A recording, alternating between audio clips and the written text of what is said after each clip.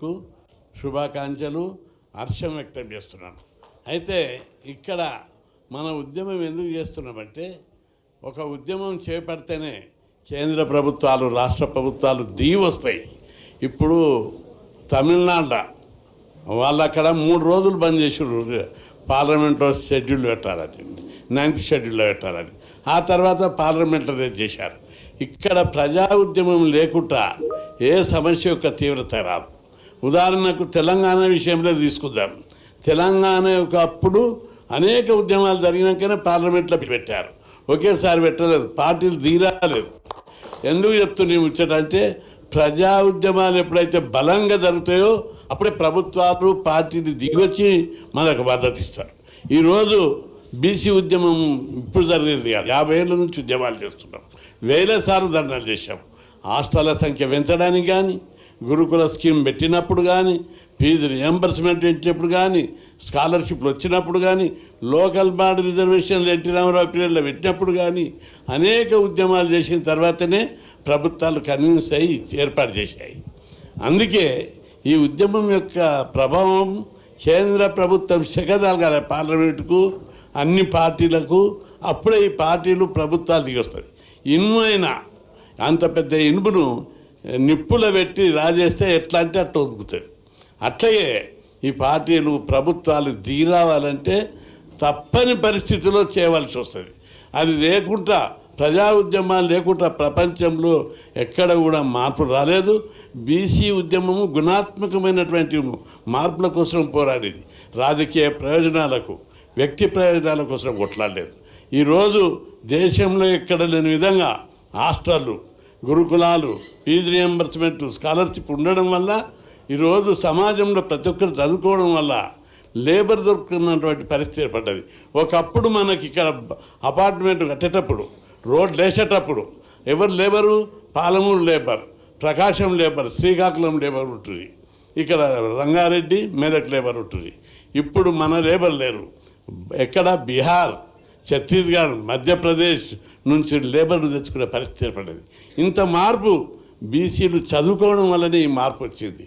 అత్యంత పేదరికం ఉన్న వాళ్ళకు కూడా హాస్టల్ సీట్లు, గురుకులాలు కేసీఆర్ గారు ఉన్నప్పుడు, ముఖ్యమంత్రి ఉన్నప్పుడు మనం పోయి రిక్వెస్ట్ చేసినాం, మీరు గురుకుల పాఠశాలలు పెట్టాలి, అందరితో పాటు మా ఎస్సీ ఎస్టీ మైనార్టీలతో పాటు బీసీకి పెట్టాలంటే చాలా లిబరల్గా ఒకసారి ఒక సంవత్సరం 119, ఇంకొకసారి 119, 3వ సంవత్సరం కూడా 119 పెట్టడానికి మాట ఇచ్చాడు. అయితే ఆఫీసర్లు బిల్డింగ్లు దొరుకుతలేవని చెప్పి కన్విన్స్ చేసి 33కే పరిమితం చేశారు. మొత్తం 300 స్కూళ్ళు ఆ 3-4 సంవత్సరంలో చేశారు. కాబట్టి చాలా మార్పు ఈ సమాజానికి పునాది పడ్డది. మన మాజీ ముఖ్యమంత్రి, మన నాయకుడు కేసీఆర్ గారు సమాజంలో మార్పు, గుణాత్మకమైన మార్పు గురించే మొత్తం ప్లాన్లు వేసేవాడు. మనం కూడా మన బీసీ ఉద్యమాలు కూడా సమాజంలో ఏదో ఒకరి వ్యక్తికి, ఎవరు నాయకునికి మార్పు కోసం కాదు, ప్రతి ఒక్కరు చదువుకోవాలి. చదువు ద్వారానే ఈ సమాజంలో గుణాత్మకమైన మార్పు వస్తుందని చెప్పి మొదటి నుంచి పోరాడుతున్నాం. ఆ దిశగా దేశంలో ఎక్కడ లేని విధంగా మన రాష్ట్రంలో గుణాత్మకమైన మార్పు వచ్చింది. ప్రతి ఒక్కరు చదువుకుంటున్నారు. దీన్ని చూసి ఇతర రాష్ట్రాలు కూడా ఈ దిశగా అడుగులు వేస్తున్నారు.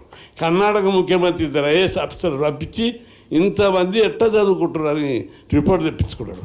మేము పోయి మధ్యప్రదేశ్ ముఖ్యమంత్రి ఢిల్లీలో కలిసినప్పుడు, మీ స్టడీ చేస్తున్నాం, తెలంగాణ ఆంధ్రప్రదేశ్లో ఏ మార్పు అవుతున్నదో మేము కూడా స్టడీ చేస్తున్నాం అన్నారు.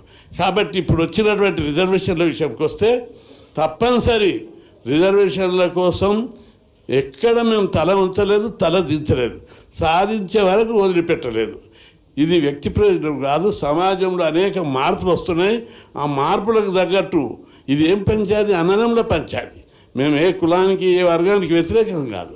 భారతదేశంలో కుటుంబం లేక భావిస్తే ఈ దేశంలో ఉన్న అన్ని కులాలు అన్నదమ్ములు వంటి వారు. ఎవరి వాటా వాళ్ళకి ఇవ్వాలనే పోరాటం ఇది. అందుకే మా వాటా కోసం జరిగే పోరాటం.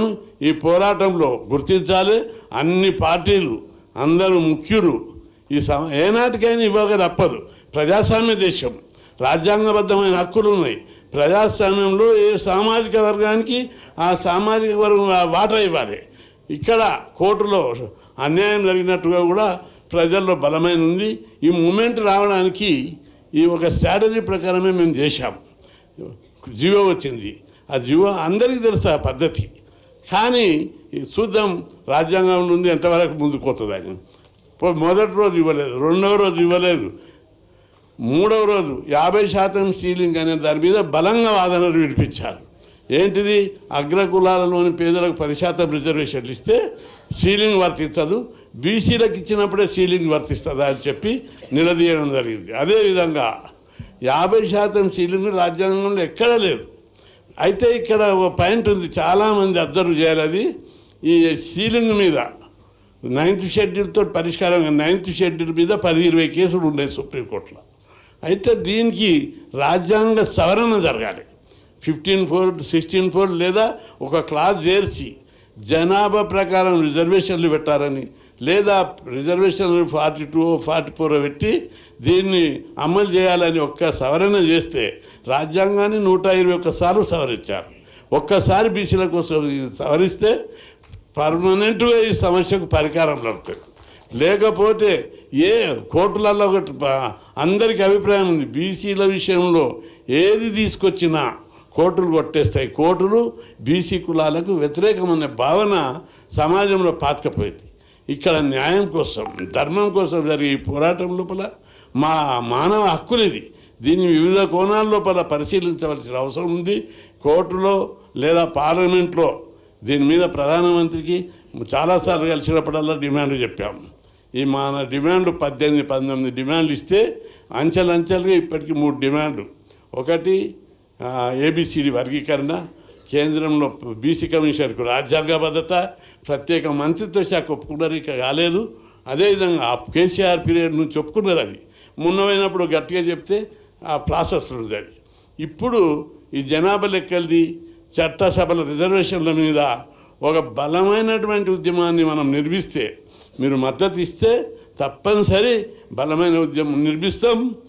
ఎక్కడ కూడా రాజీ పడేది లేదు.